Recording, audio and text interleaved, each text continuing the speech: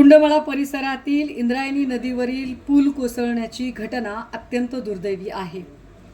मृतांचा आकडा कदाचित वाढेल अशी भीती वर्तवली जात आहे। मात्र एवढी मोठी मनुष्यहानी घडतेच कशी काय? या सगळ्या घटना आपण बघितल्या तर शासन प्रशासनाचा अक्षम्य हलगर्जीपणा या सगळ्यांच्या मुळाशी आहे हे लक्षात येतं। मुळात पावसाळा सुरू होण्याच्या आधी ही सगळी महत्त्वाची कामं करायला घेतली पाहिजेत। पावसाळा संपण्याच्या आधी हमरस्त्यांवरचे पूल, महत्त्वाच्या नद्या आणि तिथे असणारे रस्ते या सगळ्या गोष्टींची पाहणी करणं गरजेचं आहे।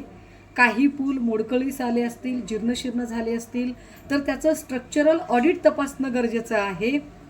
कुंडमळ्याजवळची जी घटना घडली, हा पूल अत्यंत जीर्ण झालेला पूल होता। ग्रामस्थांनी वारंवार नवीन पुलाची मागणी केली होती, मात्र लोकप्रतिनिधींनी ही मागणी साफ धुडकावून लावली।